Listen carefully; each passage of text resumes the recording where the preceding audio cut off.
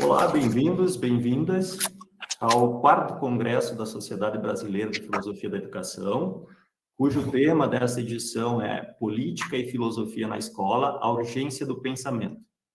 Esta edição, lembrando, está sendo organizada pela Faculdade de Educação da Universidade de São Paulo. E esta é a mesa 1 de comunicações, que contará com 4 apresentações. Laurici Wagner Gomes, da Universidade do Estado de Minas Gerais, apresentando o título A Escola, o Humanismo e o Além do Homem. Marcelo Doro, apresentando o título Heidegger e a Universidade, acerca do vínculo essencial entre ciência e formação. Raul Navarro Zarate, da Universidade de Barcelona, apresentando o título Lectura de las críticas à la cultura e à la educação moderna em Nietzsche. E Cláudio Bertotto, do Instituto Federal Catarinense e também do Programa de Pós-Graduação da Universidade de Passo Fundo, apresentando o título Educação Democrática e o Esclarecimento em Foucault. Muito bem, passo imediatamente a palavra ao Laurici Wagner Gomes para que faça a sua apresentação. Bom, boa tarde para todo mundo, todas e todas. É um prazer, estar aqui no Congresso e já agradecendo a organização do evento por ter aceito a minha comunicação, minha proposta de comunicação. Eu sou mestre e doutor em filosofia pela Universidade Federal, sou professor da Universidade do Estado de Minas Gerais, na Faculdade de Educação, já há 20 anos, tanto do curso da pedagogia na graduação, como do mestrado em educação também. E essa comunicação que eu vou aqui apresentar para vocês, ela é resultante, em parte, de uma disciplina optativa que eu dei num programa de mestrado, cujo título era Seminários de Temas Contemporâneos, Formação Humana, Humanismo e Pós-Humanismo. Então, eu pretendo aqui ficar dentro dos 20 minutos, tentar ter esse limite aí, extrapolar um pouquinho, eu aviso aí, a gente vê se é possível ou não. Bom, essa comunicação vai ter, então, como cenário, a obra do Peter Sloterdijk, filósofo alemão, nascido em 1947, no seu livro Regras para o Pacto Humano, que é um livro que é resultante de uma palestra proferida em 17 de julho de 1999. Iniciaremos a comunicação com uma breve análise, da forma como Sloterdijk discute o humanismo.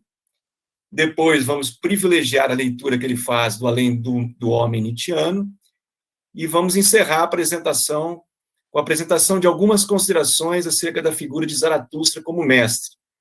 Nesse itinerário, nosso objetivo aqui é tocar em alguns pontos que seriam significativos para pensar na situação contemporânea e futura da escola.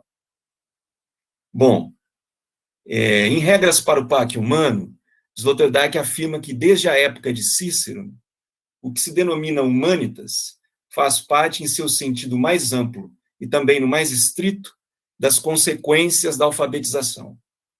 Segundo ele, a natureza e a função do humanismo é a comunicação propiciadora de amizade realizada à distância por meio da escrita.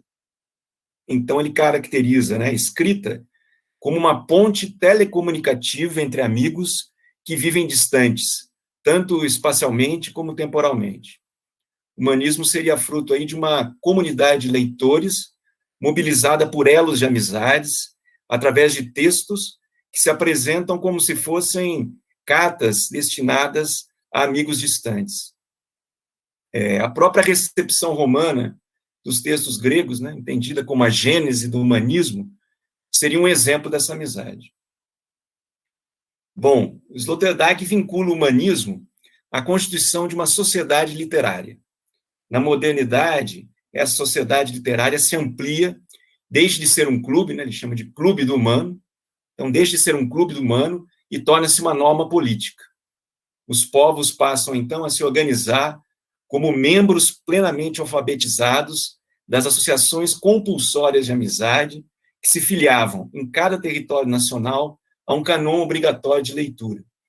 E aqui é interessante lembrar do célebre texto do Kant, sobre o esclarecimento, apesar do Sloterdijk não citá-lo, né?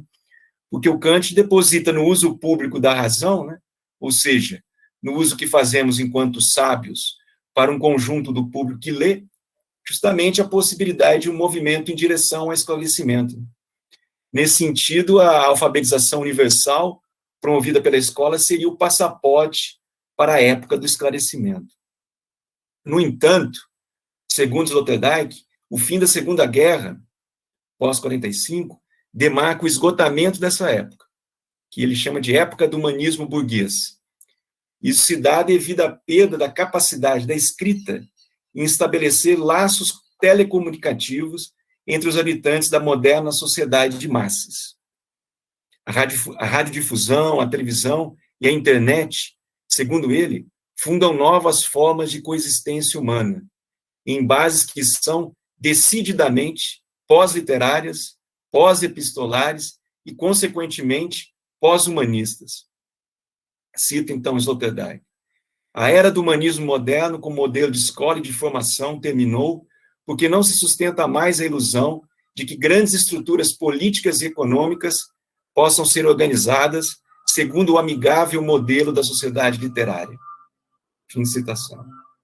Então, no contexto de pós-guerra, apesar disso, se revela o que é o tema e a tese do humanismo. O tema é o desembrutecimento do humano e a tese é que as boas leituras conduzem à domesticação. O cenário de declínio coloca em questão a tese, mas o tema permanece crucial.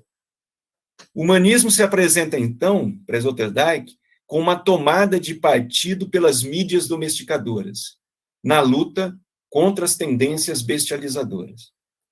O declínio do humanismo clássico, então, coloca em questão a possibilidade de vencer essas tendências, que ganham espaço, segundo o autor, quando se assiste a um grande desenvolvimento do poder, seja ele bélico, imperial, ou então dos entretenimentos desinibidores da mídia. Nesse contexto, Sloterdijk, então, passa a dialogar com a Carta sobre o Humanismo do Heidegger, que nós não vamos aqui abordar em detalhes, né, por uma questão de tempo, só destacar brevemente alguns pontos. Segundo Sloterdijk, Heidegger, com a ideia da linguagem como casa do ser e o humano como seu pastor, preserva indiretamente, apesar de sua crítica, a função mais importante do humanismo clássico, a amizade do humano pela palavra do outro. Há, inclusive, uma radicalização dessa amizade, que se transfere do campo pedagógico para o centro da consciência ontológica. Apesar do caráter excêntrico e anacrônico da pastoral heideggeriana, segundo Sloterdijk, ela possui o mérito de ter articulado uma questão de época. Se o humanismo naufragou enquanto escola de domesticação humana, o que ainda domestica o homem? Então, se faz necessário recolocar em questão os fundamentos da domesticação. Sloterdijk, nesse contexto, apresenta uma história natural acerca de como o humano se tornou um animal aberto e uma história social das formas de domesticação, o que revelaria, segundo ele, a verdadeira história da clareira. O humano nasce para o mundo com um excesso de inacabamento animal, ou seja, é um animal prematuro. O nascimento biológico é um hipernascimento, uma via a partir do qual o humano é lançado e abandonado ao mundo, o que poderia, inclusive, nos tornar animais psicóticos se a chegada ao mundo não fosse, ao mesmo tempo, uma entrada na linguagem, no que Heidegger denomina de casa do ser. No entanto, a história da clareira não pode ser compreendida somente como uma chegada às casas da linguagem, mas também a partir da ligação com as casas construídas.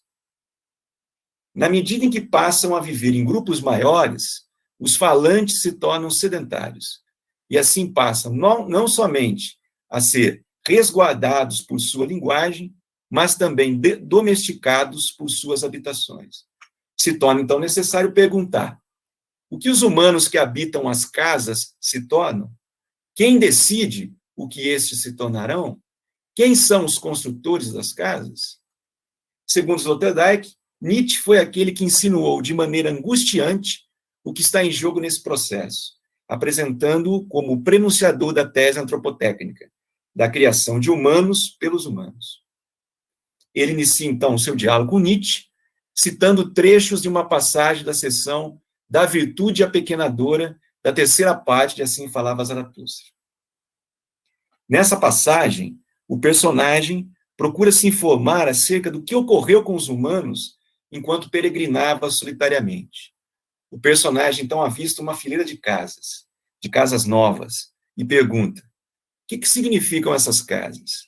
Com certeza, não foi nenhuma grande alma que as ergueu, à sua semelhança. E esses quartos e câmaras, podem homem entrar e sair deles? O personagem, então, conclui com tristeza. Tudo ficou menor. E continua: ando por entre esse povo, mantendo os olhos abertos. Eles se tornaram menores e ficam cada vez menores. Nisso, contudo, consiste sua concepção de felicidade e virtude. Alguns deles querem, quanto a maioria, porém, outros querem por eles. Segundo Zaratustra, a virtude é para esse povo aquilo que torna modesto e domesticado. Com ela fazem do lobo um cão e dos próprios homens os melhores animais domésticos para os homens.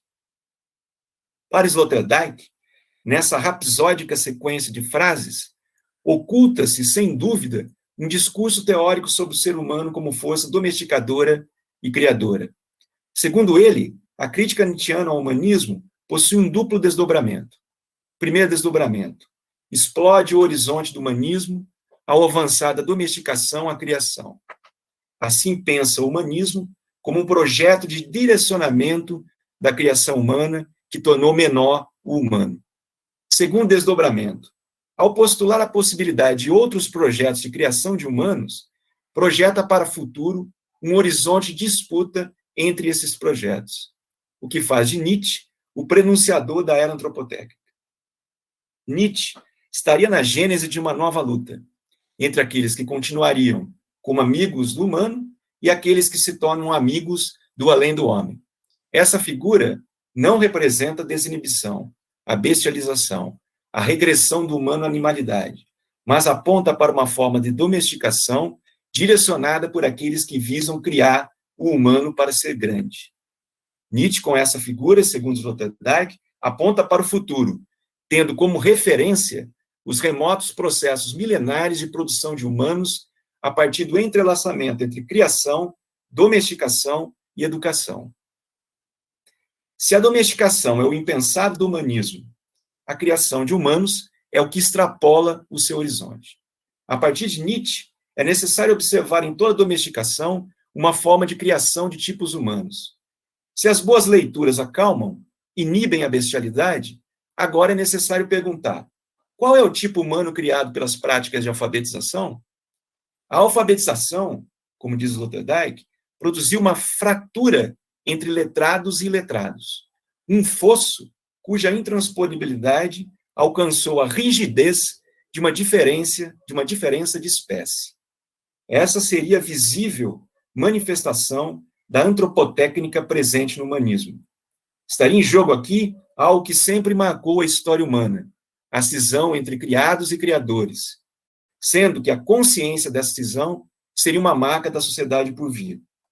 Sloterdijk projeta, então, para o futuro a emergência de uma era antropotécnica, na qual a recusa ao papel de selecionador, devido ao desconforto, brevemente passará a ser entendida como uma atitude inocente. Isso suscita um problema ético, o que torna necessário a criação de um código das antropotécnicas. Diante do avanço das potências desinibidoras, bestializantes, se assistirá à disputa entre diferentes projetos de criação de humanos. Além da possibilidade de prosperar formas de domesticação que tornam o homem menor, nessa disputa aparecerão outros tipos de antropotécnicas, como as baseadas na biotecnologia. Sloterdijk foi acusado, de fazer a defesa da eugenia, da manipulação genética nessa obra, em Regras para o Parque Humano. E, por vezes, se defendeu dessas acusações, escrevendo, inclusive, um pós-fácil. Por uma questão de tempo, nós não vamos nos deter aqui nessas polêmicas, mas minha posição é de que Sloterdijk não defende a superação da antropotécnica humanista pela genética, pela biotecnologia. Leitura que, a meu ver, é totalmente equivocada e incoerente com o próprio percurso argumentativo desenvolvido na obra. A menção à reforma genética da espécie assume o papel de um perigoso fantasma, que necessita ser considerado diante do desafio que se impõe às antropotécnicas milenares. O que o filósofo intenciona aqui é colocar questões para o seu leitor. Por exemplo, diante do declínio do humanismo, seria a biotecnologia a responsável por encaminhar as novas formas de domesticação?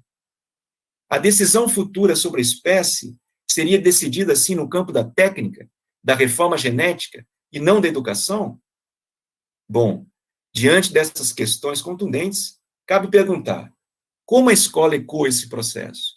Como responderá e reagirá a ele? Profundamente comprometida com a sociedade literária humanista, a escola vivencia a perda da capacidade da escrita em construir vínculos sociais, o que a torna incapaz de vencer as tendências bestializantes. Diz Sloterdijk, assim como na antiguidade, o livro perdeu a luta contra os teatros, hoje a escola poderá ser vencida na batalha contra as forças indiretas de formação. A televisão, os filmes de violência e outras mídias desinibidoras. Isso se não aparecer uma nova estrutura de cultivo capaz de amortecer essas forças violentas. Fim da citação. Nesse cenário, consideramos a estratégica a leitura que Sloterdijk faz do Além do Homem Nietzscheano, na medida em que encontra nessa figura não só a crítica ao humanismo, mas também a configuração de um projeto antropotécnico que se lança ao futuro, que se mantém, no entanto, no campo educacional. Por isso, discutiremos, por fim, a figura de Zaratustra como mestre. Não sei, talvez eu ultrapasse um pouquinho do tempo aí, pessoal. Se não for possível, a gente pula essa parte e vai para a conclusão. Quem está controlando o tempo aí, por favor. Mais uns... Passando 4 minutinhos, não tem problema, não, né? Então, vamos lá.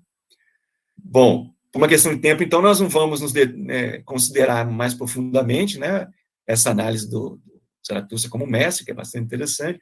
Vou me deter em 2 aspectos, a partir do próprio enredo da narrativa, né? O primeiro aspecto é a relação de Zaratustra com a linguagem, e o outro aspecto é a sua configuração como um mestre que educa a si mesmo. Bom, Zaratustra é apresentado como um mestre que convoca a humanidade a criar o além do humano, ou além do homem, né? O que dá margens a essa leitura sloterdijkiana de Nietzsche como precursor da era antropotécnica. Essa criação, no entanto, é perpassada por dilemas comunicacionais, colocando em questão as formas de vínculo geradas através da linguagem. Na relação com os discípulos, Zaratustra procura cultivar um amor dadivoso pelo distante, o além do homem. Na seção do amor ao próximo, diz aos discípulos: não vos ensino o próximo, mas o amigo, que o amigo seja, para vós, a festa da terra e uma premonição do além do homem. Fim da citação. Como diz Sloterdijk, Nietzsche sabia que a escrita é poder de transformar o amor ao próximo, ou ao que está mais próximo, no amor à vida desconhecida, distante e ainda vindoura. O mestre Zaratustra, então, se valeria desse poder da escrita como uma forma de comunicação propiciadora da amizade à distância? Isso não seria antagônico para uma pedagogia que visa a criação do além do homem? Zaratustra é um mestre que ensina no mundo moderno, mas que revela suas reservas diante da alfabetização universal. Diz Zaratustra: mais um século de leitores, e até o espírito federar, que todo mundo possa aprender a ler. A longo prazo, isso estraga não só a escrita, mas também o pensamento. Podemos, então, avaliar esse posicionamento do personagem nietzschiano à luz do que o filósofo descreve como a grande doença da linguagem. Como diz Nietzsche na Quarta Extemporânea, a linguagem se distanciou das necessidades mais básicas da vida, na medida em que deixou de ser uma expressão da viva emoção. Através dela, um homem já não pode mais se tornar compreensível ao outro. Os humanos se tornam incapazes de comunicar as criações de sentido coletivo. Diz Nietzsche em um fragmento póstumo da época de Zaratustra, cito: o que há de mais compreensível na linguagem não é a palavra mesma, mas o som, a força, a modulação e o tempo com os quais uma sequência de palavras é dita. Enfim, A música por detrás das palavras, a afetividade por detrás dessa música, a pessoa por detrás de tal afetividade, em suma, tudo que não pode ser escrito. Fim da citação. Se o que existe de mais compreensível em uma linguagem é o que não pode ser escrito, podemos pensar o que Nietzsche chama de doença da linguagem à luz do predomínio cada vez maior da comunicação escrita no mundo moderno. A escrita gera uma perda da compreensibilidade da linguagem na medida em que promove a autonomização da palavra em relação à sua base corporal. Nessa chave de leitura, é interessante observar o significado que a figura do dramaturgo ditírâmbico assume no pensamento nietzschiano, associada inicialmente à figura de Richard Wagner. Em seus escritos derradeiros, essa figura é associada ao estado estético, entendido como a fonte de todas as línguas, caracterizado por uma forma de comunicação enraizada no corpo, através dos gestos, do olhar, dos músculos, pela abundância dos meios de comunicação e pela extrema receptividade para estímulos e sinais. Nietzsche associa esse retorno à base corporal da linguagem à arte do estilo. O estilo cumpre um papel essencial, manifestar a presença do autor na obra, o que, na perspectiva nietzschiana, está diretamente ligado à compreensibilidade. Isso porque a compreensibilidade requer o estabelecimento de um vínculo afetivo com o autor. Esse vínculo, no entanto, seleciona o auditório, pois aproxima aqueles que são aparentados pelo ouvido. Podemos dizer que Nietzsche procura, através do estilo do pathos, uma forma de fazer amigos através da escrita, não sem antes identificar a doença da linguagem que se abate sobre os humanos na modernidade. Se associarmos essa doença à predominância do estilo escrito, podemos articular esse diagnóstico nietzschiano com as discussões sobre o declínio da sociedade literária apresentada por Sloterdijk em Regras para o Pátio Humano. Na segunda parte da narrativa, assistimos a mudanças na forma como Zaratustra fala, pois deixa de ser retratado somente como aquele que ensina e passa a ser focalizado também como um indivíduo que atravessa um profundo processo de autoformação. Em um fragmento de Juventude, Nietzsche diz: educar os educadores, mas os primeiros deviam educar-se a si mesmos. E é para eles que escrevo. A narrativa de Zaratustra parece fazer jus a essa intenção ao apresentar dramaticamente a figura de um mestre que educa a si mesmo através do pensamento do eterno retorno. Já na primeira aparição do eterno retorno, nos escritos nietzschianos, seu caráter formativo é destacado, o que está ligado aos efeitos éticos advindos de sua afirmação. Nietzsche dá indicações, no entanto, que esse pensamento somente seria suportado na medida em que vislumbramos a criação do além do homem, o sentido da terra, o que, entre outros aspectos, conduz a um profundo embate com a má consciência, o solo no qual germinam os ideais ascéticos. Em Genealogia da Moral, Nietzsche caracteriza a má consciência como uma doença que é comum a todos os homens que foram domesticados para a vida social. Essa domesticação produz o que o filósofo denomina de interiorização do homem, que se caracteriza por um voltar-se para dentro dos instintos diante da impossibilidade de se descarregarem para fora.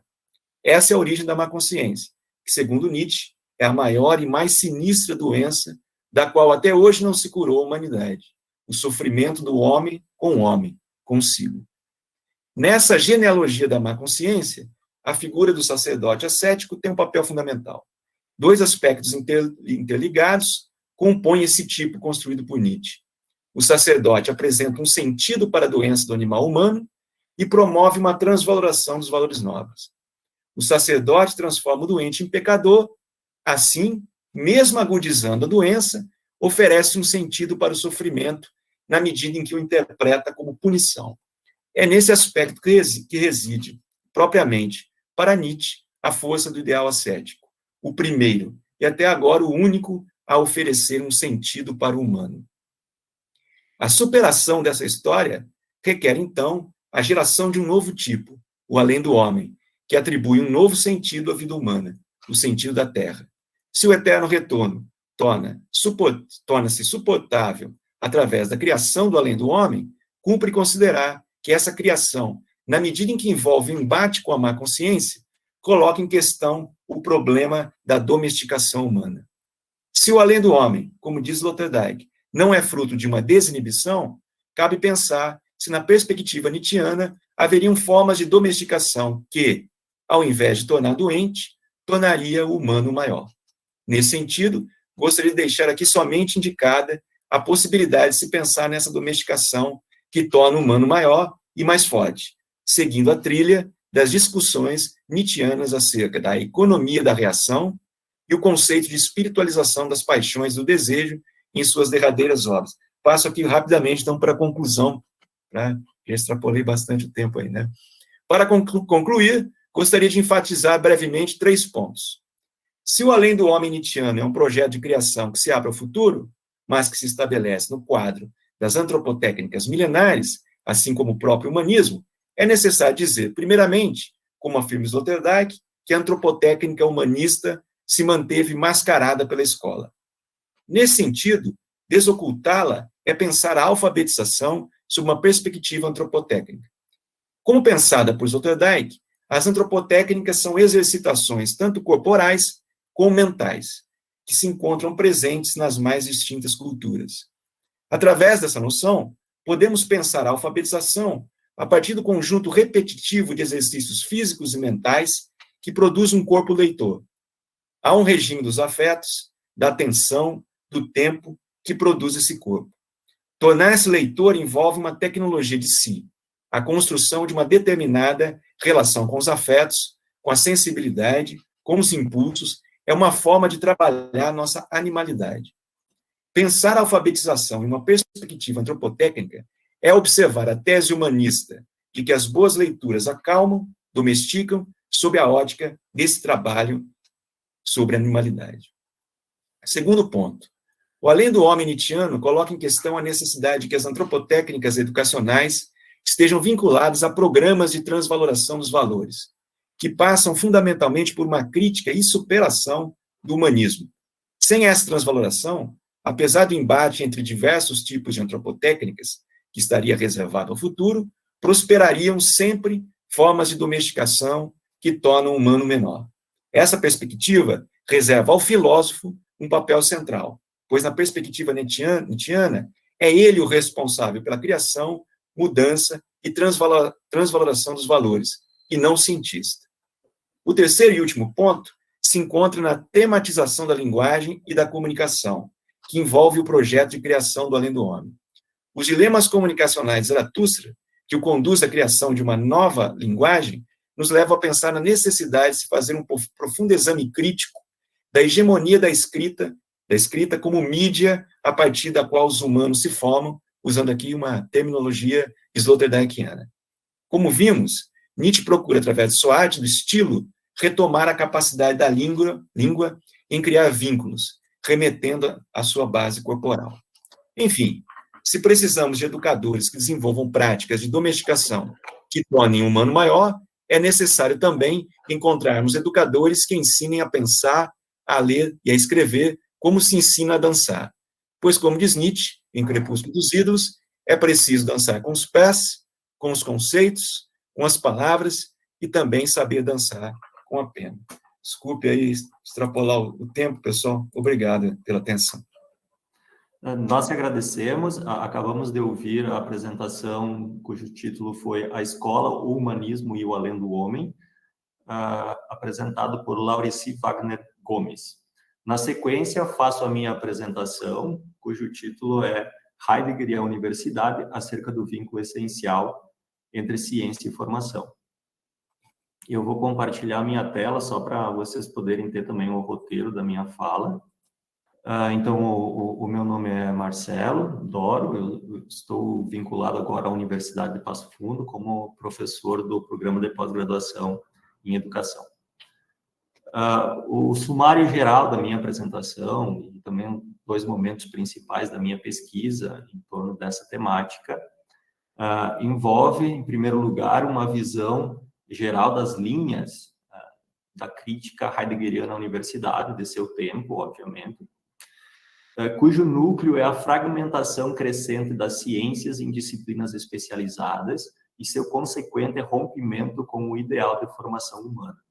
esse talvez é o meu ponto de maior interesse, essa denúncia que Heidegger já fazia lá na primeira metade do século passado, de que a ciência, sendo ela o núcleo da universidade, ela estava se afastando de um ideal de formação humana.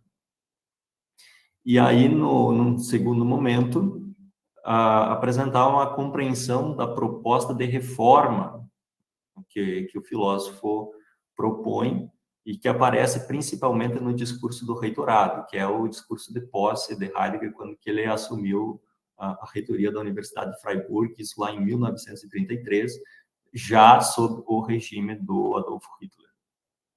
O núcleo dessa proposta do Heidegger, então, para a reforma universitária, é o restabelecimento da universidade enquanto espaço privilegiado para uma transformação da existência como um todo.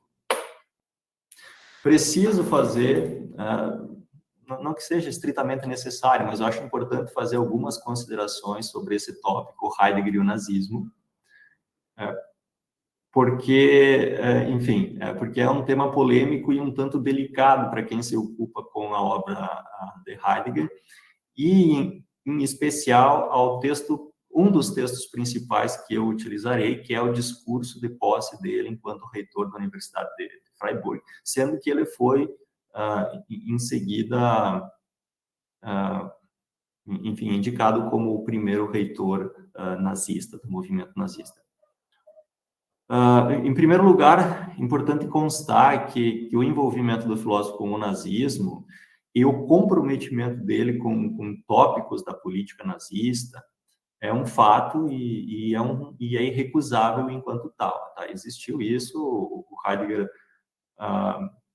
reconheceu isso como um erro posteriormente, nunca se desculpou, né, desse seu envolvimento, e não é um envolvimento gratuito, e também sem impactos maiores, porque na época, em 1933, o Heidegger já era muito conhecido na Europa pela publicação de Ser e Tempo, que havia aparecido em 1927 e havia tornado ele um expoente assim, da filosofia daquele período.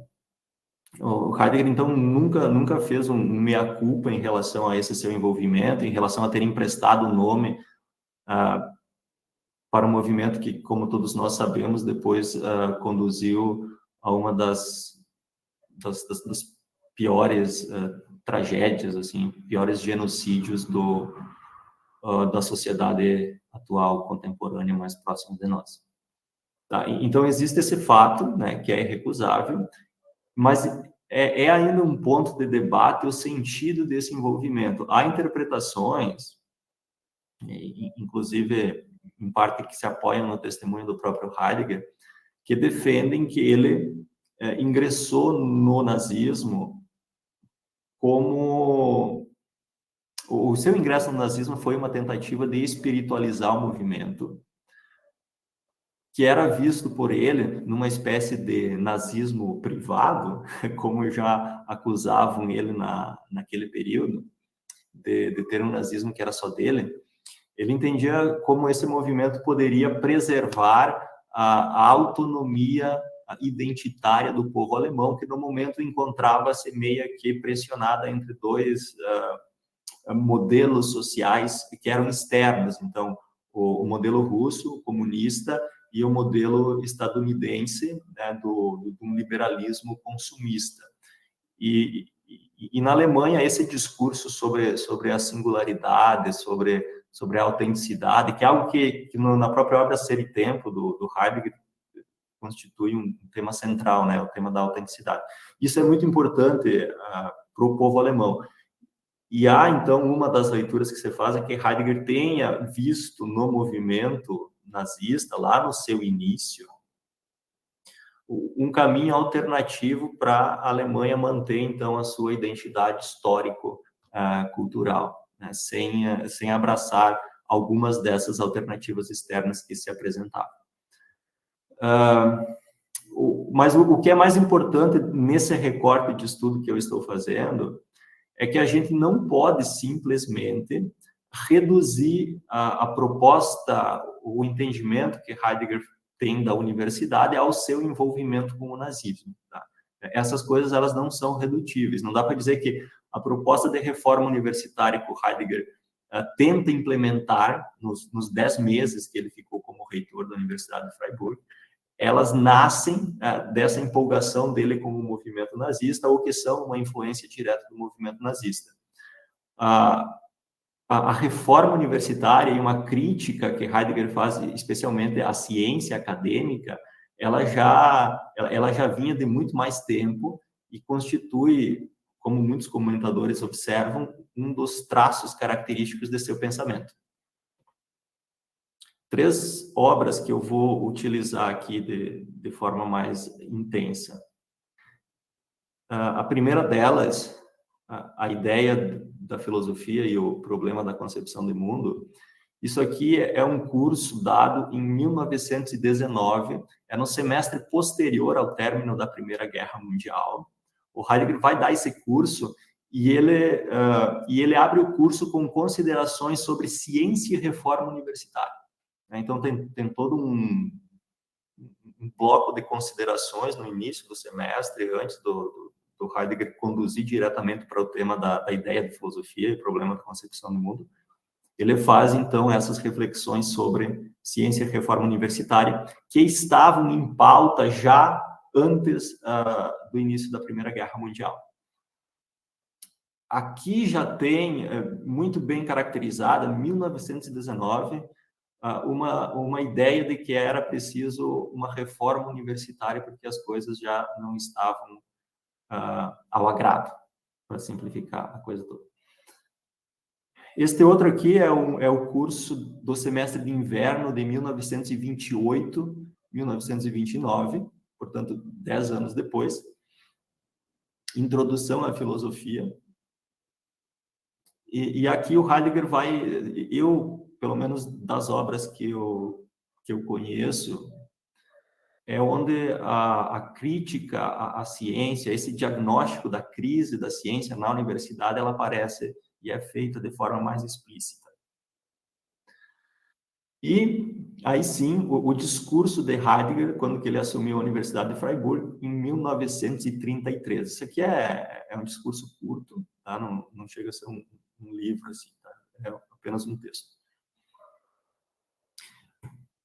Por que é importante essa cronologia de obras? Né? Para justificar aquilo que eu dizia antes, não dá para reduzir o que aparece no discurso do reitorado do Heidegger ao envolvimento dele com o nazismo, porque aqui está sendo sintetizado um pensamento que já existia e que já era pensado 14, 15 anos antes. Sobre a crítica de Heidegger à universidade. Ele vai identificar, então, essa crise ou a necessidade de uma reforma universitária a partir de uma crise que atinge a ciência.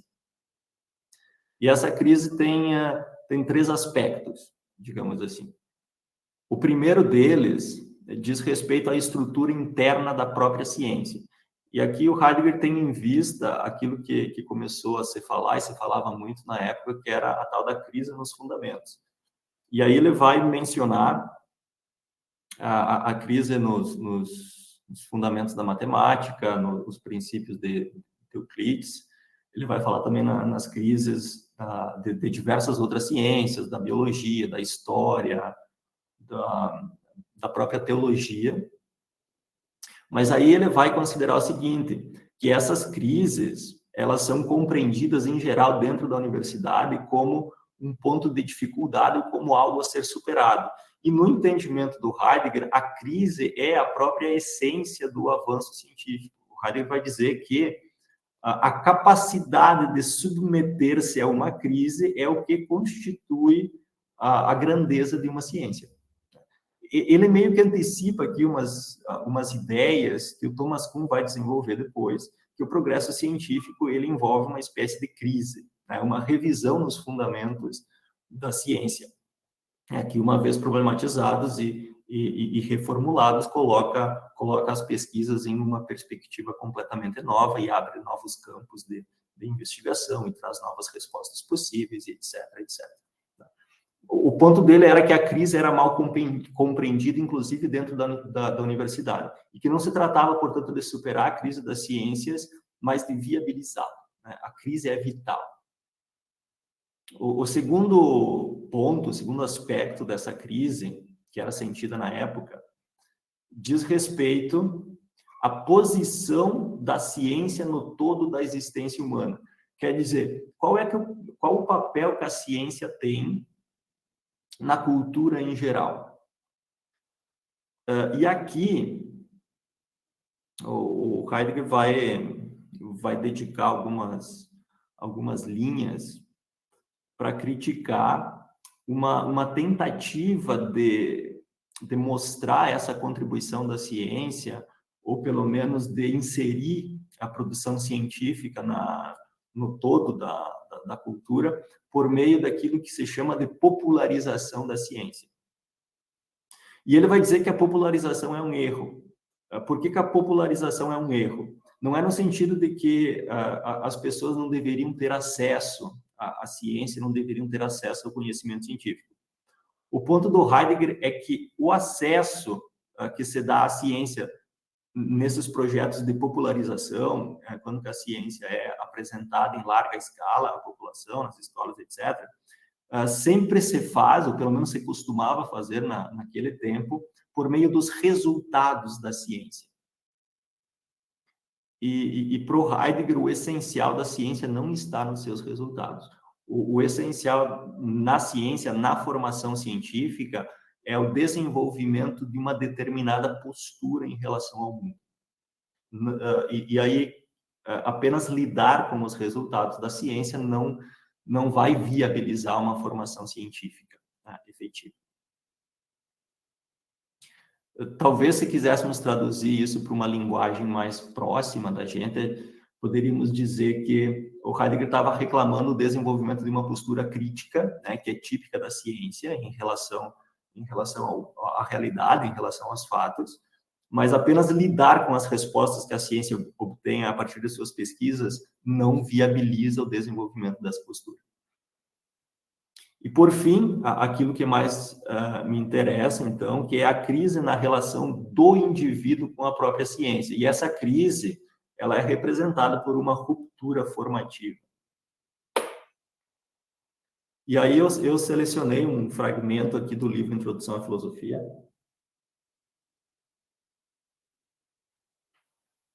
em que o Heidegger está recuperando uma perspectiva que, segundo ele, a geração universitária a qual ele pertenceu já estava pressentindo. E ele fala nisso no momento, então, em que ele já é professor. Suspeitávamos a presença de uma paralisia no funcionamento da ciência acadêmica, né, na ciência dentro da universidade. E, juntamente com essa paralisia, o advento de uma especialização que, por exemplo, não fazia esforços supremos de apropriação, constituindo-se como uma especialização por detrás da qual se escondia uma impotência, a impotência de transmitir de uma maneira simples e em direta comunicação com a existência o conteúdo ontológico primário e originário da ciência. Essa aqui é uma queixa que já aparecia explícita lá em 1919, o Heidegger dizendo o jeito como se faz ciência na universidade já não tem impacto para a vida das pessoas, é possível formar especialistas em áreas específicas e essas pessoas ainda conservam uma visão ingênua em relação ao todo da realidade, em relação ao mundo. Então, são pessoas tecnicamente super bem formadas, mas enquanto postura crítica, diríamos assim, elas ainda se mantêm ao nível de um senso comum. A essa paralisia e a essa busca de especialização no funcionamento da ciência acadêmica veio se aliar a algo mais que só podíamos pressentir e expressar de maneira obscura. Não podia permanecer velado por mais tempo que, em meio aos progressos das ciências particulares, a conexão entre as ciências e seu conteúdo, por um lado, e um vivo ideal de formação efetiva, por outro, tinha se rompido. e que essa ruptura só permaneceria encoberta de maneira artificial. Essa, me parece, é a denúncia, a queixa principal que Heidegger tem em relação ao modo como a universidade estava funcionando e a direção que o desenvolvimento científico no interior da universidade havia tomado. A especialização viabiliza que, seguindo uma determinada ramificação, se apliquem técnicas, né, bem precisas e muito bem delimitadas de investigação, que alcancem resultados novos, né, e sempre novos resultados, mais e mais resultados novos, se produz um conhecimento enquanto tal, mas sem que ou sem que isso repercuta numa formação da personalidade do indivíduo. Do que demandaria, então, a formação da personalidade do indivíduo? Demandaria um jeito diferente de encarar, né, e de fazer ciência dentro da universidade. E isso tem a ver com aquilo que o Heidegger estava tentando operacionalizar, tem a ver com a proposta profunda de reforma universitária que ele visava. Faço 3 recortes aqui, né, 3 citações bem breves. A primeira, então, é daquele discurso do reitorado, discurso de posse, a autoafirmação da Universidade Alemã. E autoafirmação significa, para Heidegger, a vontade de essência da universidade. Afirmar a universidade significa querer a sua essência. E querer a essência da universidade envolve, para Heidegger, realizar a ciência também naquilo que ela tem de essencial. Tá, mas vamos lá. Como Heidegger entende a universidade? A universidade alemã é, para nós, a escola superior que, a partir da ciência e graças à ciência, e aqui já aparece a centralidade da ciência para uma concepção de universidade alemã, que não é só do Heidegger, tá? Isso a gente já identifica em autores da tradição que o antecedem, inclusive Humboldt. A escola superior que, a partir da ciência e graças à ciência, significa que não seria o caso sem a ciência, pretende educar e disciplinar os líderes que velam pelo destino do povo alemão. Aqui tem a resposta já para o lugar da ciência no todo da cultura. Tá? Cabe à ciência educar e disciplinar os líderes que, de fato, vão acabar direcionando o destino do povo, o destino da nação, etc. O que Heidegger chama de líderes? Ele vai fazer considerações sobre isso também no curso Introdução à Filosofia, e ele vai dizer, liderança não tem nada a ver com o fato de a pessoa poder assumir um cargo de chefia aqui ou lá. Tá? Liderança não tem a ver com isso. Liderança tem a ver com uma exemplaridade que influencia outras pessoas. E esse caráter exemplar, ele diz respeito a uma compreensão diferenciada de mundo. A ideia é que as pessoas que passam pela universidade, que recebem uma formação científica, no sentido que o Heidegger entende que deve ser uma formação científica, elas adquiram uma postura diferenciada em relação ao mundo, onde que elas possam vislumbrar melhor a condição humana e as suas possibilidades de realização. E na medida em que essas pessoas se postam dessa forma em relação ao mundo, elas acabam de uma forma discreta influenciando também outras pessoas no seu entorno, e isso acaba direcionando o todo da cultura. O segundo fragmento, ele não diz nada de novo em relação a esse que já está aqui, de 1933, mas eu fiz questão de colocar ele aqui porque ele mostra como essa ideia já estava presente em 1919. Heidegger vai dizer, a renovação da universidade implica um renascimento da autêntica consciência científica e seus vínculos com a vida. A autêntica consciência científica é algo que no discurso do reitorado, o Heidegger vai mostrar ser diferente daquele tipo de ciência muito especializada, muito fragmentada, que já não discute o todo da realidade e que se torna impotente para também formar uma posição crítica em relação à realidade. E nesse sentido, o fazer ciência já não repercute na vida, nem na vida do indivíduo, nem na vida cultural como um todo. Não repercute na vida do indivíduo, não me entendo mal, enquanto mudança de uma postura compreensiva em relação ao mundo, em relação a si mesmo, em relação aos outros. Porque é disso que se trata por Heidegger. Claro que, ainda assim, uma ciência super especializada, na medida em que ela é direcionada à formação profissional, ela impacta na vida das pessoas na medida que pode viabilizar um emprego melhor para elas, um tipo de trabalho e coisas assim. Terceiro bloco aqui de citações, essa primeira do discurso do reitorado também, né, da autoafirmação da Universidade Alemã, diz que a ciência nunca se manifesta como ciência nos resultados. Tá? E aí, de novo, o que importa na formação científica é o aprendizado de um certo posicionamento, de uma certa postura em relação ao mundo, em relação enfim, aos temas de pesquisa dentro de cada ciência. Né? E é essa postura que depois acaba impactando também na vida do indivíduo. Não, desculpem, esse primeiro fragmento aqui é da Introdução à Filosofia. E aí o Heidegger coloca a tese dele lá, que em sua origem, ciência é filosofia. Então, é isso que o Heidegger está reivindicando para a ciência. Para que a ciência volte a impactar na vida, ela precisa recuperar a sua origem filosófica. O que o Heidegger quer dizer com isso? Que todos os cientistas precisam fazer filosofia? Não.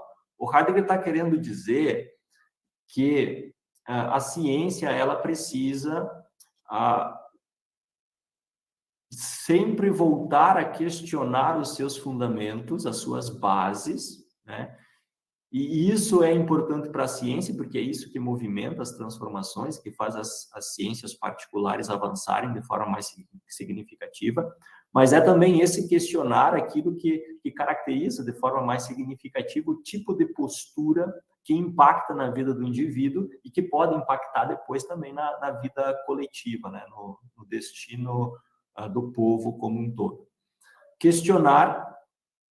E aí tem muitas e amplas considerações que Heidegger vai fazer sobre ciência e questionamento lá no discurso do reitorado dele. Questionar torna-se em si mesmo a figura em que o saber culmina. O questionar não é algo que se faça de início em vista de se buscar um resultado, né? O questionamento é o próprio propósito, né? Enfim,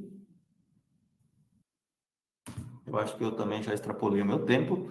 A ideia geral, então, é que Heidegger procura devolver à universidade o seu papel formativo, já concebido por Humboldt, não vou desenvolver isso, mas pelo caminho do questionamento ontológico, ou seja, da reflexão sobre os fundamentos históricos da ciência. Essa era a minha apresentação, muito obrigado, e passo agora, imediatamente, a palavra para o Raul Navarro Zarate, da Universidade de Barcelona, que vai apresentar o título Relectura de las críticas a la cultura y la educación moderna en Nietzsche. Hola, buenas tardes. Bueno, yo primero me disculpo que hablaré en castellano, porque no domino el portugués, pero a partir de la invitación de un amigo me llegó y, bueno, quise intervenir y estar aquí esta tarde con vosotros. Bueno, yo soy profesor de antropología pedagógica en la Universidad de Barcelona y estoy vinculado al grupo de pensamiento pedagógico y social, GREPS, y es ahí donde yo me sitúo, en el departamento de teoría e historia de la educación. Entonces, un poco el motivo de la presentación o de un trabajo que tiene que ver con la relectura de las críticas que hace Nietzsche a la cultura y a la educación, tiene que ver por la observación que estamos teniendo, digamos, de la pérdida de los saberes humanísticos cada vez más en la universidad, o al menos en la universidad europea, no sé cuál sea el papel en Brasil, pero digamos que globalmente va por los mismos tiros, ¿no? Hay una retirada de las humanidades y de los saberes sociales, y entonces en ese sentido parecía oportuno volver, digamos, un autor como Nietzsche que en cierta forma es insoslayable, ¿no? Es un autor que si uno quiere entrar a estudiar o entrar a ver qué pasa con la cultura, es importante leer a Nietzsche, leer a Platón, ¿no? Son dos autores como muy ejes que o se piensa con ellos o se piensa contra ellos, pero están siempre muy ahí, ¿no? Entonces, ese era un poco de los motivos del por qué Nietzsche para pensar las cuestiones relacionadas a la escuela y las cuestiones relacionadas a la educación. Y un poco lo que quería compartir hoy tenía que ver con un trabajo inicial que tiene que ver con esta lectura de las críticas a la cultura y a la educación. Y me centraré principalmente sobre una obra que se titula en castellano Sobre el porvenir de nuestras escuelas, que es una obra, bueno, cuando Nietzsche es joven, son 6 conferencias que dicta cuando tiene 27 años y que es por encargo de la sociedad académica, ¿no? Cuando empieza su carrera como profesor, que después terminará abandonando porque él es un poco más un espíritu libre, ¿no? Un moviator, que intenta pensar también fuera de las instituciones porque le parece difícil que las instituciones puedan producir cultura tal como él la entiende, ¿no? Bueno, en este sentido, yo creo que uno de los problemas que me planteaba tenía que ver con, bueno, qué tipo de cultura, ¿no? Qué tipo de cultura y, por tanto, qué tipo de educación estamos construyendo en las instituciones educativas, ¿no? En las universidades, en los institutos, en las secundarias, en la primaria, etcétera, ¿no? Y ese problema que Nietzsche también aborda en este texto y en otros textos, pero como decía anteriormente, aquí me voy a ceñir sobre el porvenir de nuestras escuelas, principalmente porque me interesa comprender el tipo de crítica que hace a la cultura y lo que podemos extraer de ella para hacer una lectura, digamos, desde nuestra contemporaneidad, ¿no? Si bien antes de hacer esto quisiera señalar, como es conocido, que Nietzsche, digamos, es un autor que utiliza la ficción literaria para debatir los problemas, y esta obra inicial, digamos, que no carece de esto, sino más bien abre con toda una escena de un grupo de amigos que queda para conversar sobre sus textos, sobre arte y literatura, y en el que se encuentran con un filósofo, ¿no? Entonces, Nietzsche utiliza la ficción literaria en donde, digamos, como que le ayuda, busca provocar al lector para obligarle a considerar los problemas, ¿no? De la cultura y de la educación, pero como experiencias muy propias, ¿no? Como experiencias vitales, experiencias cercanas, ¿no? En ese sentido, digamos, hay un vínculo entre cultura y la vida, ¿no? Los problemas de la cultura y la educación no tienen que ver con algo ajeno a ti, sino que tienen que ver con tu propia existencia, ¿no? Un poco lo que también aquí se ha venido hablando y considerando. Y para mí es una de las cosas que destaco mucho de Nietzsche, porque es, digamos, un autor que parece hablarte a ti, parece hablarte, ¿no? Como constantemente diciéndote, bueno, espabila, ¿no? Motívate o mira a ver qué pasa, qué está pasando, qué estás haciendo, cómo estás viviendo. Y en ese sentido es muy provocador, ¿no? Quería compartir una cita solamente que es esta, que es de otro libro sobre la utilidad y los prejuicios de la historia para la vida, pero yo creo que da el marco ya se ve, el marco, digamos, que me interesaba situar, ¿no? Voy a leerla, dice: hoy la ciencia comienza a dominar sobre la vida. Es posible que esto llegue a ocurrir, pero ciertamente una vida controlada de esta manera no valdría gran cosa, porque es mucho menos vida y garantiza mucho menos la vida para el futuro que la vida que dominaba, no a través del saber, sino por los instintos y robustas ilusiones. Pero esta no sería, como antes se ha dicho, la época de las personalidades armoniosas, completas y maduras, sino más bien del trabajo colectivo más utilitario posible. Esto únicamente significa: los hombres deben ser adaptados a los objetivos de época, de suerte que estén dispuestos al trabajo lo antes posible. Deberán trabajar en la fábrica de la utilidad general antes de estar maduros, y que de esta forma lleguen a madurar, puesto que esto sería un lujo que sustraería una gran cantidad de fuerza al mercado de trabajo. Hay pájaros a los que se ciega para que canten mejor. Yo pienso que los hombres de hoy yo no pienso que los hombres de hoy canten mejor que sus antepasados, pero sé que han sido cegados bien tempranamente, ¿no? Entonces, para mí, digamos, esta cita marcaba un poco el tono, ¿no? El tono de la crítica que hace Nietzsche a la cultura y a la educación. y que tiene que ver con un problema también como muy actual, ¿no? Es decir, si hacemos una educación y una formación, digamos, amplia, no utilitaria o no solamente utilitaria, o también modelos, digamos, más economicistas que buscan, digamos, la formación más en competencias y en ese sentido más destinado al trabajo y más destinado al mercado de trabajo, ¿no? Entonces yo creo que es un tema central y que, digamos, visto en perspectiva, pues ya lleva bastante tiempo, digamos, aquí con nosotros, ¿no? Y que hoy en día yo creo que está potenciándose todavía más, ¿no?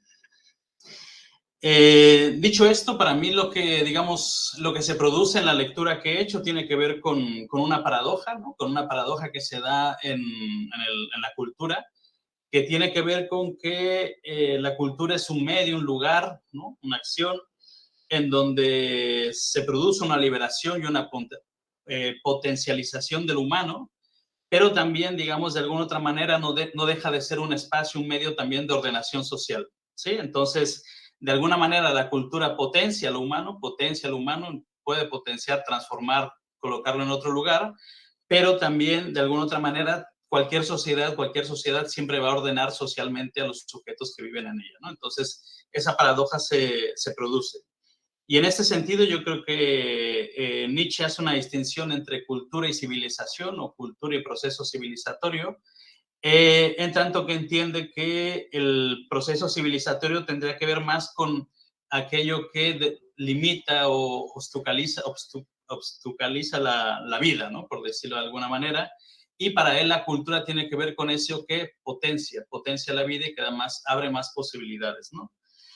En ese sentido, el problema, por decirlo de alguna manera, es que la educación siempre lleva una cultura, ¿no? Es decir, la educación trabaja tanto para la cultura, digamos, en esta distinción que hace Nietzsche entre cultura y proceso civilizatorio, trabaja tanto para la cultura como para el proceso civilizatorio, ¿no? Pero en ese diagnóstico, digamos que hoy en día, o en el texto de Nietzsche, la civilización se está imponiendo a la cultura, ¿no? Que es uno de los problemas que él menciona y que tiene que ver con ese dominio que tiene el Estado de la cultura y también en cómo, digamos, el mercado se apropia de la cultura, ¿no? En ese sentido, para él se impone ese proceso civilizatorio que tiene que ver más con la época, ¿no? Es decir, con el contexto histórico que siempre se impone y que de alguna otra manera somos más hijos de nuestra época, ¿no? Que de nuestros padres, ¿no? Entonces siempre esos, digamos, por decirlo, elementos hegemónicos de época se están imponiendo a lo que Nietzsche entiende por cultura, ¿no? En ese sentido de potencializar lo humano, de liberalizar lo humano, y esto es un poco el diagnóstico que hace, ¿no? La crítica que hace a la escultura, que quería yo señalar o que me ayudaba un poco a mí para situarme, tenía que ver con eso también de que en la actualidad se está produciendo, digamos, como una especie de extensión de la cultura, democratización de la cultura, que también debilita la cultura para Nietzsche, digamos, porque el sentido también de él es un poco más individualista, pero que también la especialización también termina debilitando la cultura. Entonces hay dos movimientos que pueden parecer contradictorios, pero que para el diagnóstico que hace Nietzsche van en esa misma dirección, ¿no? En un debilitamiento de la cultura, que tiene que ver con la democratización, pero también con la especialización, digamos, que se hace desde la ciencia, ¿no? Eso como primera crítica que quería destacar. La segunda tiene que ver con la crítica que hace a la prensa y al periodista o la figura del periodista como la medida cultural de la época, ¿no? Y aquí quizá podemos tomar el tema del papel que tienen los medios de comunicación como nuevos mitos que educan de alguna otra manera, que nos envuelven en historias y que conforman, digamos, también como una gran parte de la cosmovisión hegemónica que tenemos del mundo. Y Nietzsche, digamos, que va a contraatacar o va a atacar directamente a lo que sería el periodismo y la figura del periodista por ser como esa medida cultural, ¿no? Es decir, es quien te mantiene atado a la actualidad y para él, digamos, que esa es una de las cuestiones que había que martillar o que digamos, hacer volatizar, ¿no? Ahí, digamos, en esta doble crítica que hace a la cultura y, por tanto, a la educación, Una de las cosas que Nietzsche propicia hacer, como cierta alternativa, o como, bueno, es muy alternativas, ¿no? Como ya lo saben, pero sí que dice que el bachillerato debería ser una institución que tiene una finalidad cultural, ¿no? Hace una crítica sobre toda la cuestión que, digamos, todas las dificultades que tiene el bachillerato para convertirse en una institución de cultura, pero, digamos, una de las alternativas para él no sería tanto la universidad como una institución de cultura, sino el bachillerato como un lugar clave en el que, de alguna manera, puede empezar a hacerse una institución cultural, ¿no? Y también en ese sentido, también defiende, digamos, la transmisión de una cultura clásica, ¿no? Una cultura clásica que tiene que ver con saber leer bien, saber escribir bien, saber pensar bien, ¿no? Es decir, que esto también lo defiende Schopenhauer como educador. Bien diría digamos, entrar en estos temas sobre el tipo de cultura, qué cultura estamos construyendo, qué es lo que estamos, qué tipo de educación también estamos construyendo. Siempre es problemático, ¿no? En el sentido de que, bueno, a veces se entiende como esta doble tensión que siempre ha habido entre aquello aristocrático y aquello democrático, ¿no? Que Platón también, digamos, defendía una cultura mucho más aristocrática. En su caso, Nietzsche también defiende una cultura mucho más aristocrática, más individual, una salida, digamos, que ya no tiene que ver con la construcción de un conjunto, más que esos grupos de amigos, ¿no? Más amigos más situados, entidades muy pequeñas, pero no una respuesta social o política que pueda darse a través de su pensamiento, ¿no?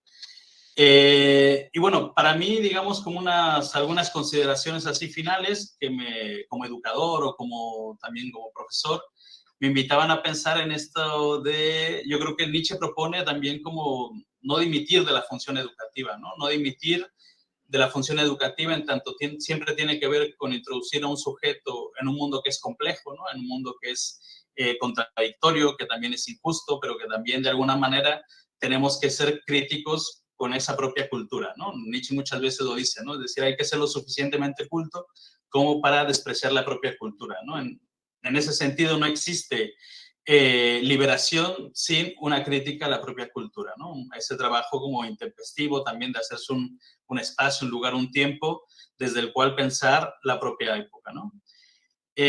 Otra consideración que también yo consideraba interesante tenía que ver yo creo que Nietzsche es muy consciente de esa idea de disputar la educación a las nuevas generaciones, es decir, hay que luchar por la educación de las nuevas generaciones, hay que luchar por la cultura que estamos legando, hay que, de alguna otra manera, hacer un ejercicio de transmisión de una cultura fuerte, ¿no?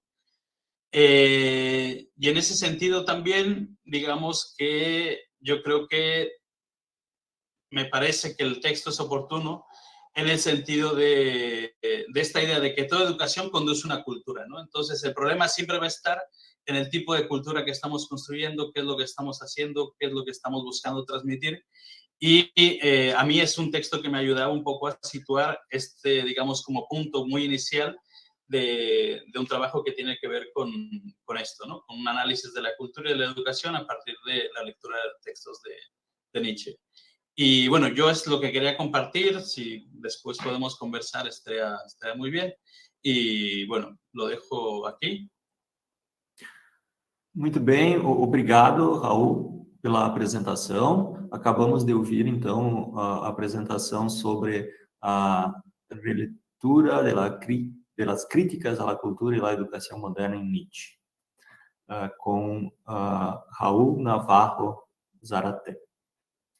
Para a nossa última apresentação, então, eu passo a palavra para o Cláudio Bertotto, que vai apresentar para nós o título Educação Democrática e Esclarecimento em Foucault. Boa tarde para vocês me ouvem bem? Então, eu sou como o último a fazer a apresentação, antes das nossas conversas.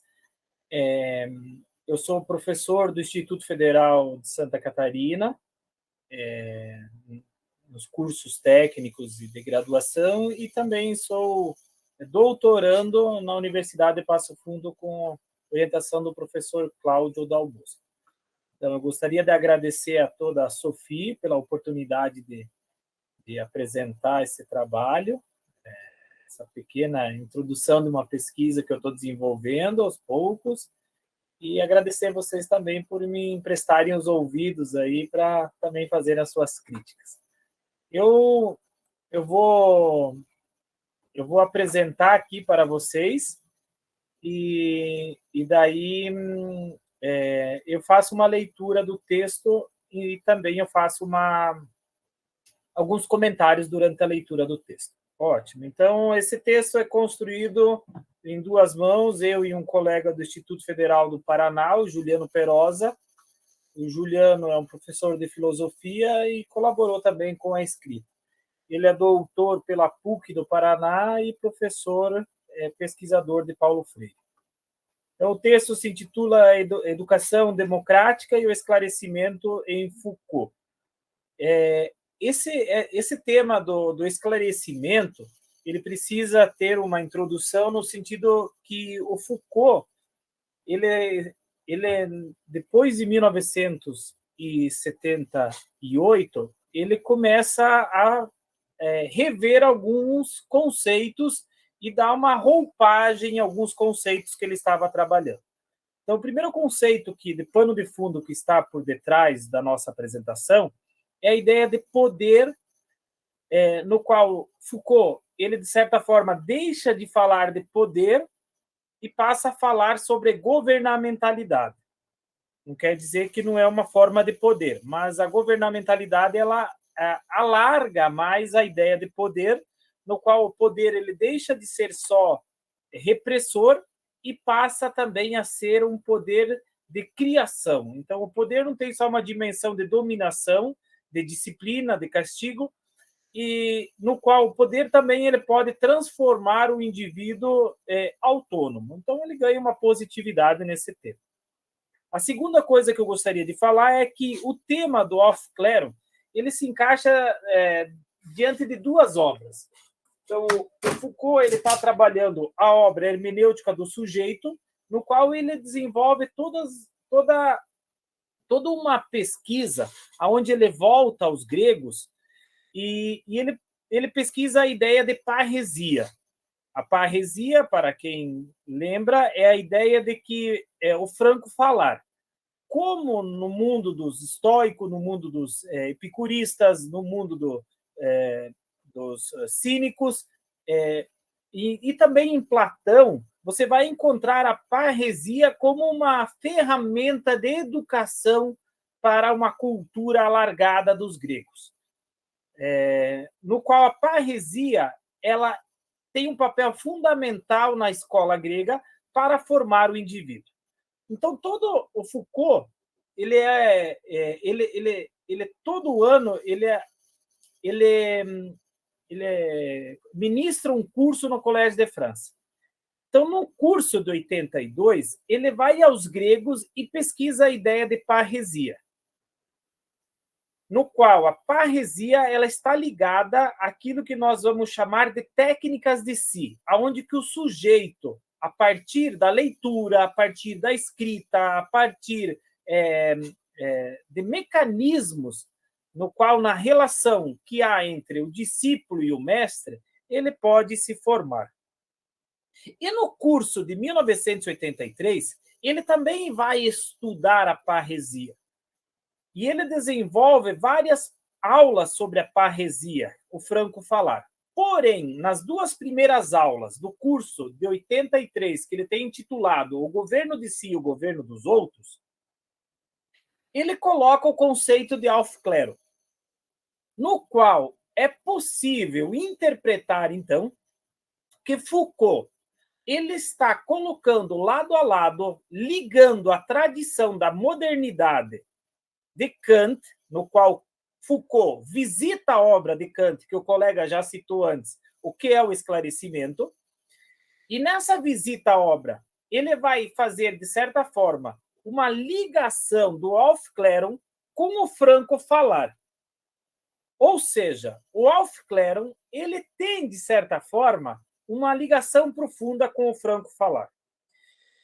Então, nesse meio que eu escrevo essa pequena fala aqui. Então, o Aufklärung, como uma continuidade, sem generalizar, uma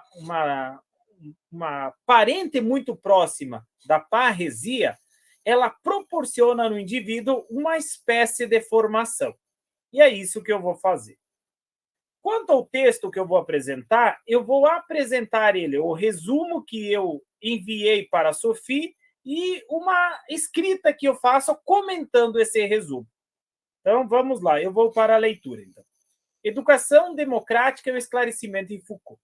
O tema a seguir percebe na educação pautada no princípio do esclarecimento Aufklärung como base para uma sociedade democrática. Assim, diante do processo de formação da subjetividade dos sujeitos contemporâneos, encontramos uma forte tendência para uma formação da subjetividade direcionada aos interesses do sistema de produção capitalista e um enfraquecimento da formação crítica e democrática.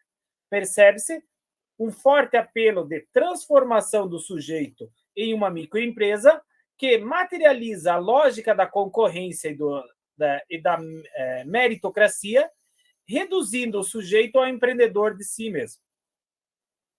No início da obra O Governo de Si, Governo dos Outros, eu vou postar em seguida, o Foucault diz que uma das questões principais da filosofia é a questão do presente. Por isso, eu vou fazer um diagnóstico de época tentando seguir aquilo que Foucault prescreve, que é o que é o presente que nós vivemos. Continuando, então, a leitura. Em contrapartida, há uma resistência em aceitar a filosofia e a educação alinhadas à economia e seus interesses. Essa resistência pode ser encontrada nos últimos anos da pesquisa de Foucault.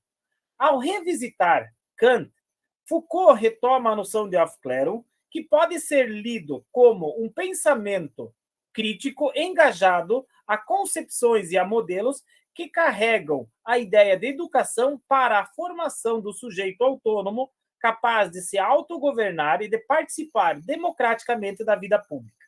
Assim, o tema desse artigo se fundamenta na formação ética do sujeito, desculpe o erro aí, em Foucault, relacionando a questão da educação compreendida como espaço para o cultivo de modos de vida democráticos.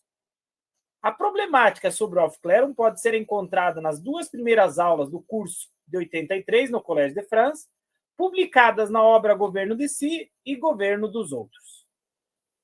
Nessa obra, buscamos analisar a educação como base da sociedade democrática, onde indivíduos livres e emancipados se fazem participantes do espaço público.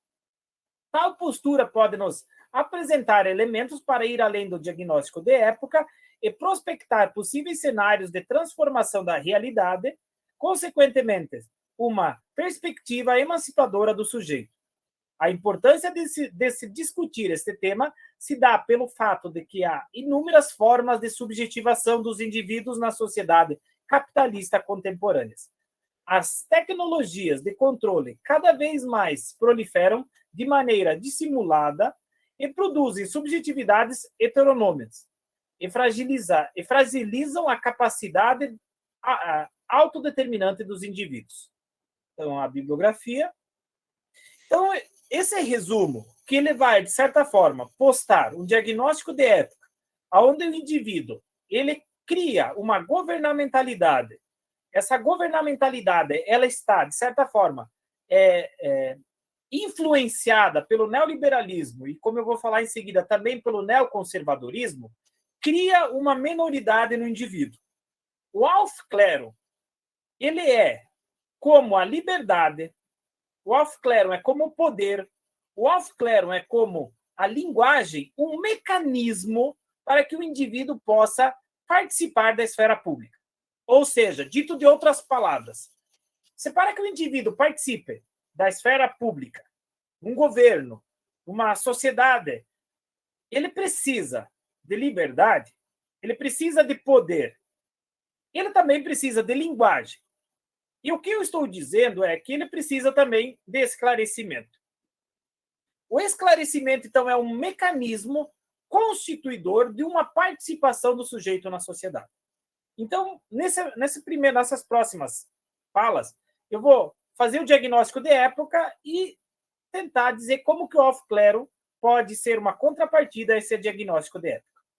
Então, retomando o que foi dito acima, primeiro precisamos dar espaço para uma análise sobre a forma como o presente se compõe e está alinhado, sem generalizarmos, a um sistema de produção denominado neoliberal, que além de moldar e delimitar os espaços e o tempo das pessoas, tende a influenciar na vontade subjetiva dos indivíduos a partir de visões de mundo reacionárias, autoritárias e fechadas. As análises de filósofos como Foucault, Dardot e Laval e filósofas como Nussbaum e Brown demonstram que esse crescimento neoliberal e neoconservador tem posto em risco os espaços públicos, a democracia e a educação emancipadora. Essa constatação faz parte do nosso presente social e precisa ser analisada criticamente. Foucault, ao retomar Kant, toma parte da primeira aula do curso de 83 para destacar a dimensão do presente como reflexão filosófica. No primeiro momento, ele retoma sua trajetória, criando um contínuo em suas pesquisas, para demonstrar que a questão latente e necessária da filosofia é a reflexão filosófica do presente. Então, aqui o Foucault ele argumenta que o filósofo, a crítica da filosofia, ela tem que estar ligada à reflexão do presente. Cito Foucault. De fato, a questão que parece-me surge pela primeira vez nos textos de Kant, não digo a única vez, encontraremos outros exemplos um pouco depois. É a questão do presente, é a questão da atualidade, é a questão de o que acontece hoje, o que acontece agora, o que é esse agora dentro do qual estamos todos. E que é o lugar, ponto, do qual escrevo.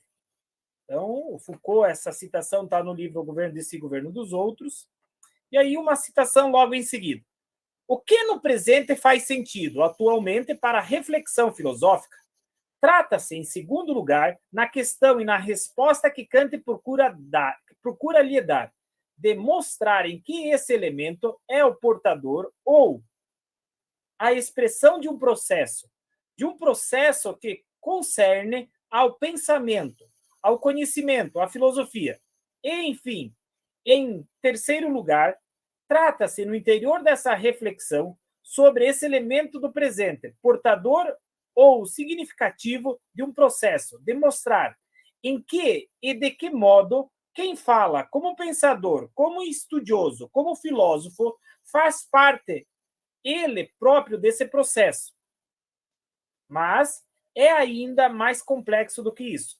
Ele tem de mostrar não só em que sentido ele faz parte desse processo, mas como, fazendo parte desse processo, ele tem como estudioso, ou filósofo, ou pensador, certo papel a desempenhar nesse processo em que será, portanto, ao mesmo tempo, elemento e ator. Fim da citação.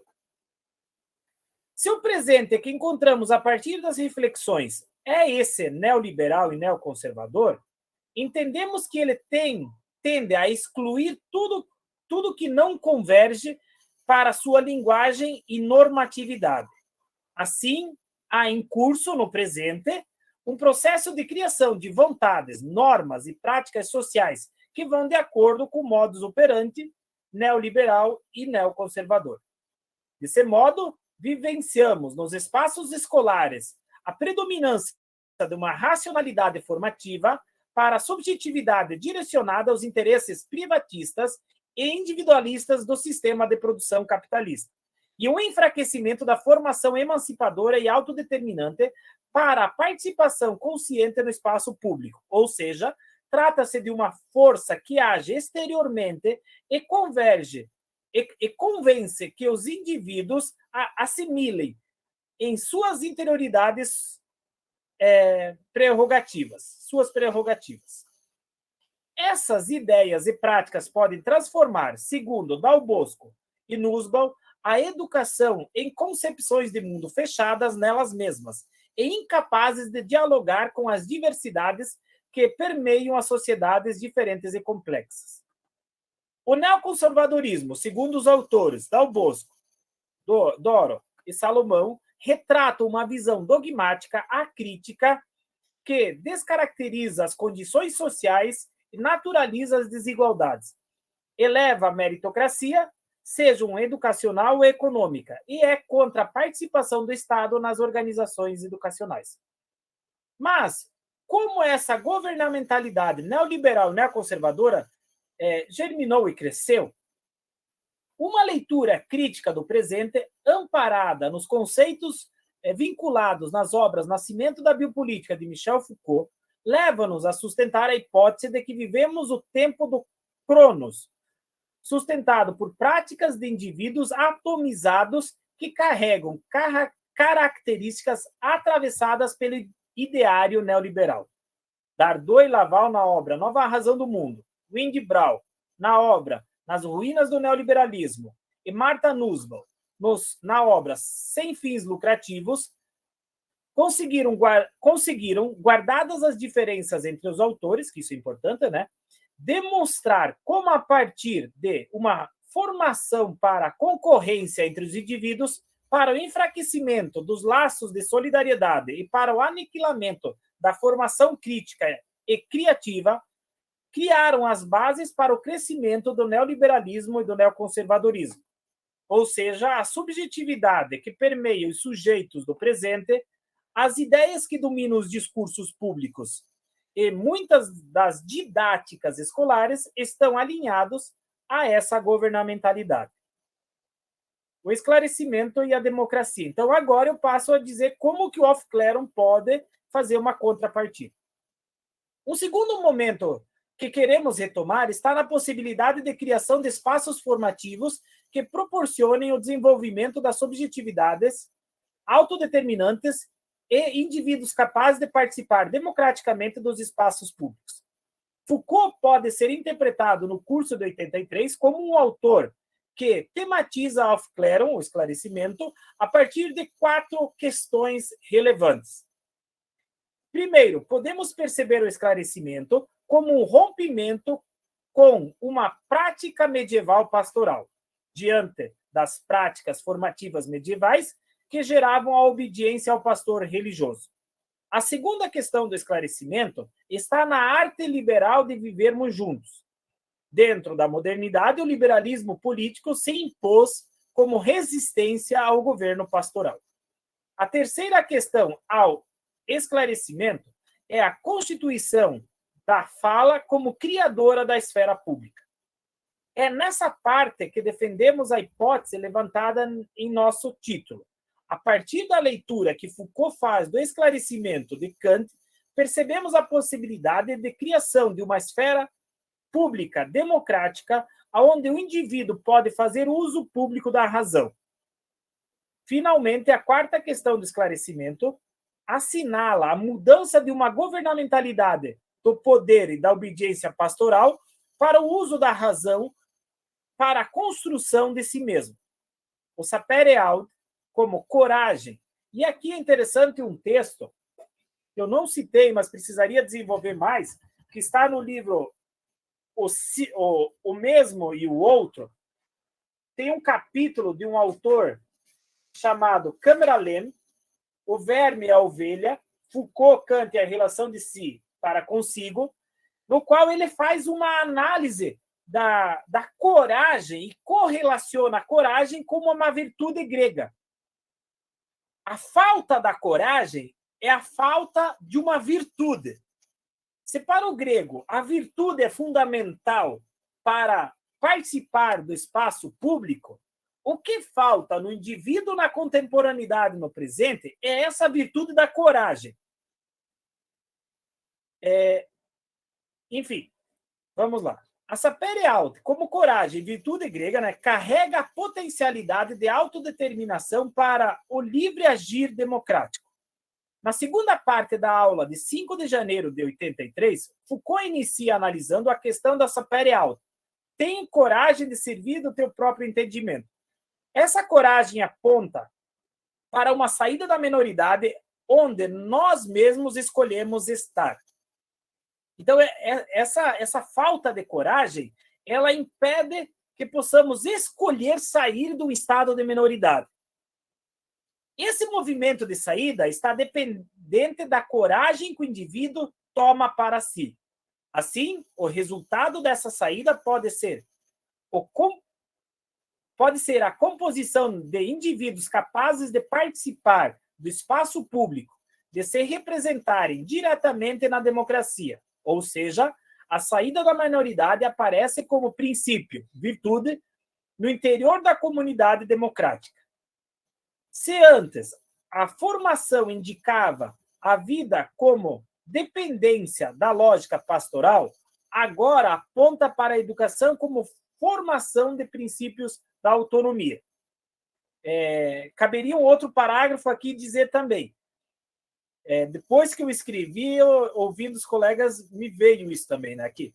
Mas fica para a próxima, que se a educação hoje está atrelada ao neoliberalismo, se a educação está atrelada a uma minoridade, onde que a livre concorrência, os acordos, por exemplo, as reformas do ensino médio, as reformas, por exemplo, nós estávamos estudando na UPF, o Congresso de Bolonha, onde que as reformas das universidades, elas se direcionam para uma lógica empresarial, onde que os professores eles deixam de ter a função de reflexão e passam a ser tarefeiros.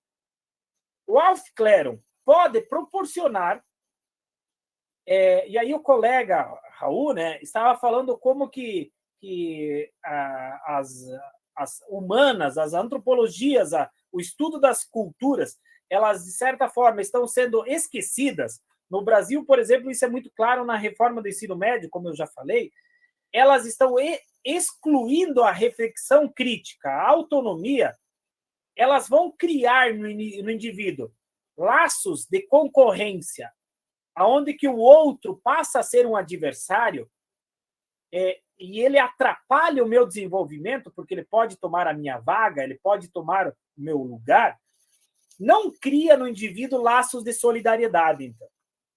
Então, essa educação, ela está a serviço de um modelo que vem crescendo e vem, de certa forma, tomando os espaços nas universidades.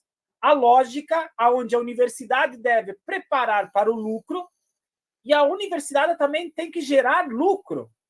Ou seja, a função da universidade, a função da filosofia, que é gerar no indivíduo a capacidade de crítica perante a sociedade, passa a ser substituída pela capacidade de concorrer com o outro. Então, eu concluo. Por fim, concluímos que, no presente, como foi exposto acima, há uma nova lógica de governamentalidade, que pode gerar indivíduos covardes e obedientes à lógica neoliberal e neoconservadora. Mas também podemos apontar as possibilidades para a criação de indivíduos corajosos, virtuosos, então, né?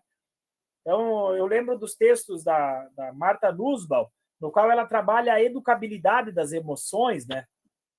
Se as emoções podem ser educadas, como o nosso colega falou, o primeiro que apresentou, deu branco no nome, me desculpe, o Nietzsche vai dizer que nós precisamos educar as nossas sensibilidades, né? Eu até coloquei aqui a alfabetização dos afetos sobre a animalidade. Se nós precisamos educar os afetos para a nossa animalidade, se nós precisamos educar as nossas emoções, nós também precisamos educar o nosso esclarecimento, então, para que não sejamos educados para a lógica neoconservadora. Então, termino. Mas também podemos apontar as possibilidades para a criação de indivíduos corajosos que, amparados por uma formação crítica esclarecida, participam democraticamente do espaço público. Obrigado e termino a minha apresentação. Nós que agradecemos, Cláudio, muito obrigado. Acabamos de ouvir, então, a apresentação sobre educação democrática e esclarecimento em Foucault. E encerramos aqui as apresentações da mesa 1 de comunicações do 4º Congresso da Sociedade Brasileira de Filosofia da Educação, em que tivemos as apresentações de Laurice Gomes, Marcelo Doro, Raul Zarate e Cláudio Bertotto.